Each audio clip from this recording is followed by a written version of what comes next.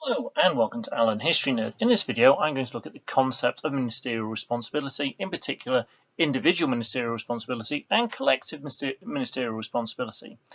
This is an important part of the third section of component 2, and with this being included in the advanced material for 2022, I thought it was a good idea to look at it in a little bit more detail from the video I've already done.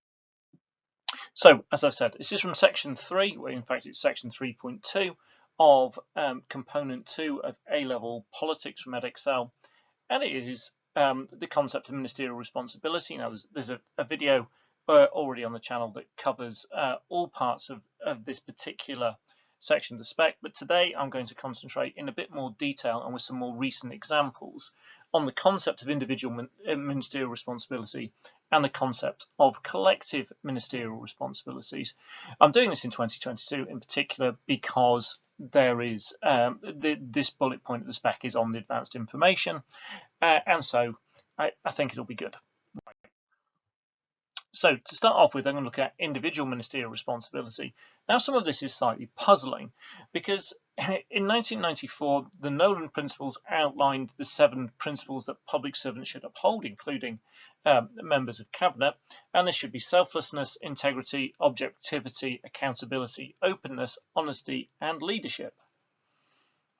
Feels a bit awkward doing this one at the moment, so you can think whether you could hold our Prime Minister and the civil servants working number 10 up against the principles that Nolan set out in 1994 and decide for yourself whether you think that they've upheld them. Interestingly, there was no codification of what was expected of ministers before the Nolan principles of 1994. Additionally, since 1997, from the Blair government, we've had a ministerial code. This has been published by each administration, laying out the expectations placed on government ministers.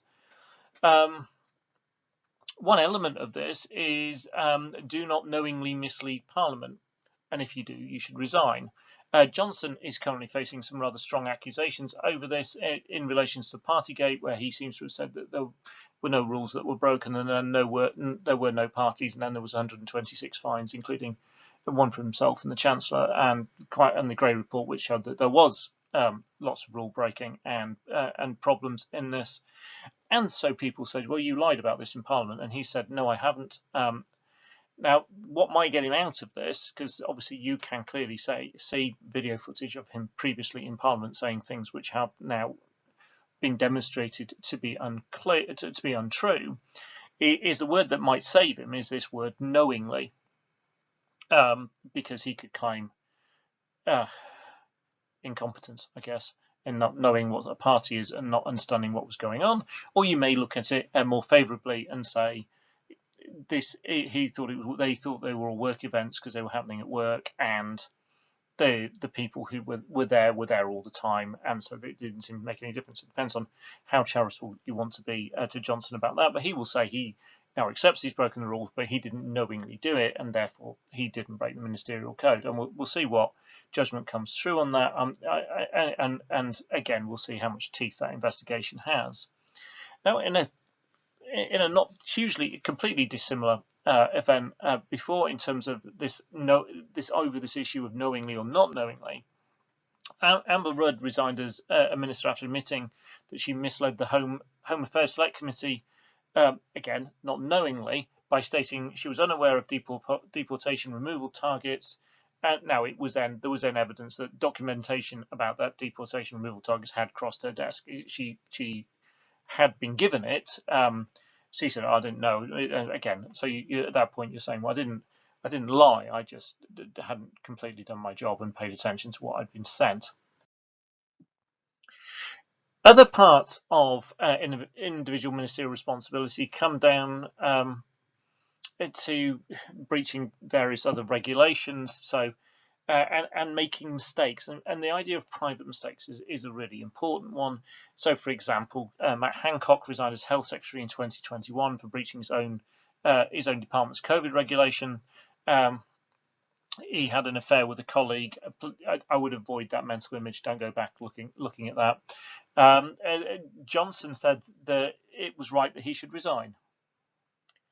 So a member of government breaks its own COVID regulations. It is right that they should resign, said Johnson. Seems to have changed his mind. Johnson made a mistake over the details of who paid for renovations of his flat on Downing Street, and he decided that this wasn't a mistake that he should resign over, despite the party being fined. Johnson and Sunak and 120 other people, or another 124 instances of people who have been fined by government for breaking our regulations. Johnson decided that he and Sunak shouldn't resign. There was some murmurs in the press that Sunak really wanted to, but Johnson wouldn't let him because it would put Johnson in an impossible situation. Sunak, the Chancellor's wife, had non-dom status and so avoid paying UK tax, which seemed not great. An investigation found there'd been no wrongdoing, and all the rules and regulations have been followed. So Sunak remained in place, and tax is now being paid. Now, we've seen quite a lot of this over recent years. So in 2020, Priti Patel was found by an independent investigation to have been bullying civil servants. Again, this would suggest she's broken the ministerial code. However, Patel is particularly popular with the right of the Conservative Party. Some people have indicated that maybe Johnson's also slightly scared of her. So Johnson didn't ask for her resignation. She didn't offer it. However, there was a resignation, but it was the resignation of Sir Alex Allen, who wrote the independent report, who resigned because his findings were completely ignored.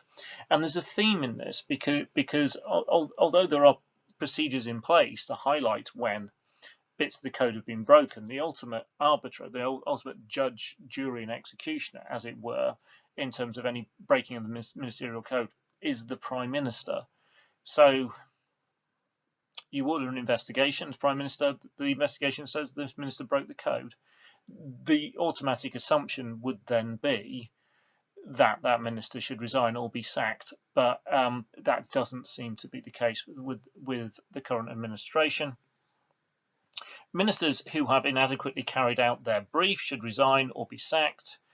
However, Gavin Williamson, now Sir Gavin Williamson, don't forget, was responsible for a variety of policy disasters as Education Secretary in 2020, yet remained in office until September 21. Chris Grayling, and it must be some form of cat, I think, in terms of the number of lives he had as a minister. And so he remained in government for a very long period of time, despite a number of high-profile issues. So we have in 2020 when he said B&B should be able to turn away gay couples if they wanted to. In 2015, the High Court ruled his ban on prisoners receiving books from friends and relatives was unlawful. He then gave a ferry contract to a company that had never owned a ferry. He was the minister overseeing the changes in the rail timetables that caused absolute chaos in 2014. And yet he kept going. So this idea that personal mistakes, personal responsibility, personal accountability for what's going on in your department should lead to resignations doesn't always seem to carry, particularly if you're called Williamson or Grayling. Now, the convention is almost completely reliant on self-regulation of ministers, and so what used to happen is political scandals are by no means new. There are loads of them. If you go look back at Thatcher's government, at Blair's government, particularly look at Major's government in the 90s, and there were just loads of them. But what would happen is a minister would resign to go and spend more time with their family, normally having cheated on their wife. Or something along those lines. So if Home Secretaries were always hung out to dry when anything went wrong in law and order, and so they would resign. And often this would happen, ministers resign, and you kind of go, well, yeah, they're the person in charge, but how could they possibly have known about or prevented every last little thing going wrong in the department? So maybe it's gone too far from one way to too far the other. So the ministers themselves have to self-regulate. If they do something wrong, they should resign. They don't. They now tend to not, which then leaves the position where the Prime Minister has to decide whether they're going to sack them or not, and this makes them judge, jury, and executioner. And if they don't either resign or get sacked, this does damage public trust in the convention and public trust in government, where it appears that people can just get away with anything, again particularly highlighted by Partygate. So the previous norms are just not being followed. Previously, there would be a scandal. It would be all over the newspapers. Now, newspapers aren't quite as big a deal now as they used to be. And there would be media and public pressure to resign. As I said, just look back at Major's government. There were loads of them, but in the cases now, I've shown quite a few of our more recent ones where the people just don't. Now, a potential answer to this is to replace the convention with an independent body with powers to enforce the ministerial code. Sounds like a great idea, but this really would be turkeys voting for Christmas. Will a Prime Minister give up this royal prerogative power over sacking and asking for the resignation for ministers? Would Johnson or any other Prime Minister create a body that could force them out of office? The answer to both of those seems to be no, actually. And then again, you would kind of go, well, we've got this, yes, it's independent, it's judicial, whatever it is that's overseeing this code, and then they're throwing people out of government, which people have elected, and all that, and then you get into the democratic argument. But there is so much power concentrated in the hands of the Prime Minister in this instance, it seems to be a constitutional issue with this convention. Moving on to collective responsibility. Now, under this, all members of Cabinet must publicly support and defend decisions that they made as a Cabinet, even if they disagree with them, if they argued kind of ardently against them behind closed doors. So you can go from a big screaming match at Cabinet where people are completely falling out over something, and then they all come out and the media asks them about it. They talk about it in Parliament. Oh no, it's all a great idea. Now they could have been screaming at the other side of the Cabinet table about how this was the worst thing that could have possibly done. But then in public they go, no, I think this is a great idea.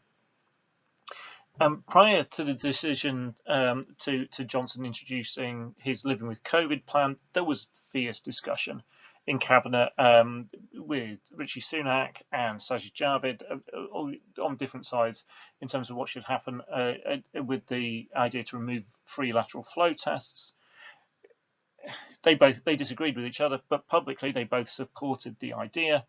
And this is the idea that the CMR strengthens government, that it becomes more careful and deliberative, that it can argue, but it argues privately, and then you have a clear line being presented publicly. Ministers who cannot support government policy should resign, and famously Robin Cook resigned in 2003 over the decision to invade Iraq without a second UN resolution. And in that he said, it is for that reason alone, with a heavy heart, that I resign from the government. I urge you, if you haven't seen that Robin Cook resignation speech in Parliament, I urge you to go hunt it out on YouTube or somewhere else. It's well worth watching. In 2016, Ian Duncan Smith resigned as Work and Pensions Secretary over cuts to disability benefits, which he just believed were immoral. More recently, Lord Agnew resigned over the government's handling of the COVID-19 fraud. Now, public trust in ministers should improve, actually, if ministers are seen to resign on matters of principle rather than going along with decisions simply to keep their position. So you have this idea that politicians are just in politics for themselves, for power, for the sake of power, and position because they want position. Now, if an MP is willing to, as a minister is willing to say, no, on a matter of principle, I will not support this, then that tends to lead to them a great deal of personal respect for them from the public, but also generally speaking for politicians as a whole, for ministers as a whole, where they kind of go, well, actually, if someone fundamentally disagrees with something, if this is a matter of absolutely core principle to them, they will stand down. Now, if we get into the situation where we aren't seeing any of these resignations, then that would maybe suggest that we have complete careerists who are just looking to get promoted rather than stand up for what they believe in. The Prime Minister can suspend collective responsibility. Now, personally, I think this fundamentally undermines it as an idea, but there is an argument that actually it strengthens it, and so you can take this either way. This was done in the EU referendum in 2016. It's also been done previously when the UK had referendums about joining what was the EC previously. There are some free votes where it is suspended. So if we bring these together, we've had Michael Gove and 4 other members of cabinet campaigning to leave the EU. We had Philip Hammond abstaining on the vote for same-sex marriage. Now, the ability to suspend the convention during difficult political circumstances, which would otherwise have potentially led to a split within the government or brought a government down, can be seen as a real strength. I'm not 100% convinced, but you could definitely argue this in an essay. This was also seen in the coalition 2010 to 2015, which is a really good example to use for CMR, in which collective ministerial responsibility was relaxed, if not at stages removed, and it's enabled disagreements to emerge between the Conservatives and the Liberal Democrats, but for government to keep functioning, for the government to keep running. So the Lib Dems abstained on the construction of nuclear power plants, on tax allowances for married couples, and higher education funding. So on one hand, CMR worked. It meant that we had 5 years of coalition government, and all the fears people had about coalition government, about it being weak and it just collapsing all the time, was shown not to be true. However, that's not to say this wasn't without consequences. Now, the consequences were then felt by the Lib Dems at the ballot box, and they got absolutely decimated in 2015. And you can link this back to this idea we said about standing for principle, that the Lib Dems, for a lot of their supporters, were seen to have not stood by their principles. And so, yes, they could have stopped the government doing some of the things it went on and did, but that would have brought the government down, and they didn't. And so they took the blame, and particularly over tuition fees. Nick Clegg was sorry, and there's a song about it somewhere. There are further problems with the convention, as ministers don't often play nicely, as shocking as that might be. So they will anonymously brief against each other. They will leak information on policies or decisions they dislike. And whilst they never directly break the convention publicly, they don't go on record and say this is a really bad idea, because then they'd have to resign. They make it clear that is the case, and we see this right at the top. So Tony Blair and Gordon Brown, who was Blair's Chancellor of the Exchequer, would often brief against each other in the media. But recently, we've seen this with Johnson and Sunak, with reports appearing about splits over spending to ease the cost of living crisis, and leaks about Sunak's wife's non-dom status. And I've seen various reports that suggest that leak came out at number 10. This clearly undermines collective responsibility without openly breaking it. So if it can be got round in this way, it kind of suggests that maybe it's not as strong as it should be. And we then talk about, and I love this phrase, the idea of the big beasts within political parties. And these are often seen as being too powerful to sack. And this might be particularly a lesson learned from Thatcher's sacking of Howe back in the day, and might be a reason why we get a real reluctance to get rid of it. So again, Tony Blair kept on briefing against Brown. Why not just sack him? Well, Brown was too powerful to be removed. And one of the more recent ones we see of this that really doesn't work is May, who appointed Johnson as Foreign Secretary in an attempt to reduce his potential threat to her as a rival or a critic. She clearly, and we've seen this definitely since he's become Prime Minister as well, she has little, if any, respect for him, it would seem. So not someone she seems to rate, so why would she want him as a Foreign Secretary? And the feeling seems to be fairly mutual. As Foreign Secretary, Johnson briefed against May, wrote damaging articles in the Daily Telegraph, but was not sacked. He seems to here be quite clearly breaking collective ministerial responsibility. However, the reason why May hadn't got rid of him is maybe demonstrated by the fact that when he finally resigned in July 2018, this caused her even more damage, and it is part of the explanation of her fall.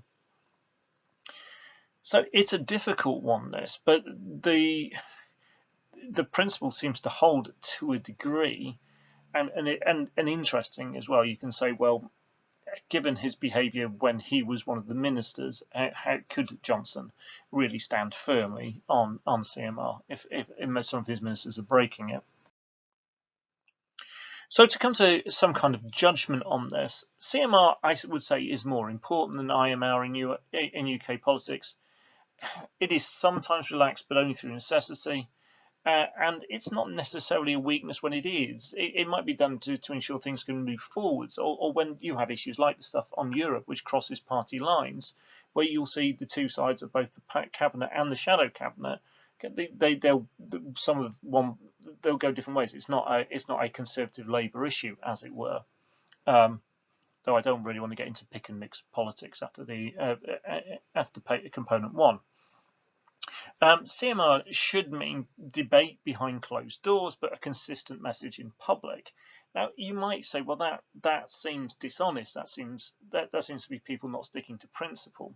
But there is some important democratic stuff with this. It avoids confusion.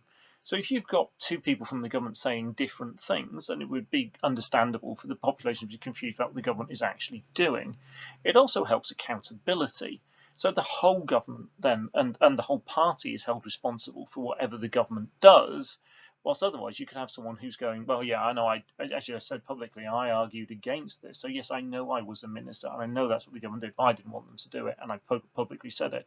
At which point do you kind of go, well, I'm not voting for you because of what your party did, or I am voting for you because of what you, and it causes problem with the accountability. So although again it might look slightly dishonest, in a way democratically it helps the system work.